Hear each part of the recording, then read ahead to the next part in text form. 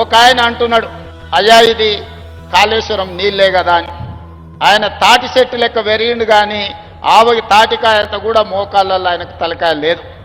Kaleshwaram project కట్టింది మేడిగడ్డ, అన్నారం, సుందిల్ల. అది కుప్పగూలిపోయింది. కాళేశ్వరం కాస్త కూలేశ్వరం అయింది.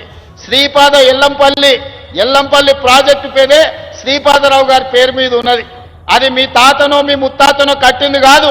శ్రీధర్ బాబు గారు తండ్రి కాంగ్రెస్ పార్టీ కట్టింది శ్రీపాద ఎల్లంపల్లి. ఇవాళ గోదావరి నదీ జలాలు నగరానికి వస్తున్నాయనంటే శ్రీపాద ఎల్లంపల్లె మూలం. అక్కడి నుంచే గోదావరి జలాలను పట్టుకొని హైదరాబాదు నగరానికి మనం ఈరోజు తరలిస్తున్నాం.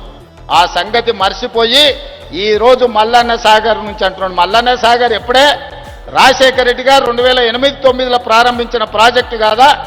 ఆనాడు మహారాష్ట్ర సరిహద్దులో ఆదిలాబాదులో ప్రారంభించిన తుమ్మిడిహెట్టి ప్రాజెక్టు చేవెళ్ల వరకు తీసుకెళ్లాలని ప్రాణహిత చేవెళ్లను ఆనాడు డాక్టర్ వైఎస్ రాజశేఖర రెడ్డి గారు ప్రారంభించారు. దానికి పెద్దలు కాక వెంకటస్వామి గారి సూచన మేరకు డాక్టర్ బాబా సాహెబ్ అంబేద్కర్ ప్రాణహిత చేవెళ్ల ప్రాజెక్ట్ అని పెట్టుకున్నాం. ఇవాళ కాసుల కక్కుర్తి కోసం ఈ రోజు తుమ్మిడిహెట్టి దగ్గర ప్రారంభించాల్సిన ప్రాజెక్టును అక్కడ తలకాయ తొలగించింది, తీసుకెళ్లి మేడిగడ్డకు తీసుకెళ్ళి ఇక్కడ చేవెళ్లను చివరి ఆయకట్టును తొలగించండు.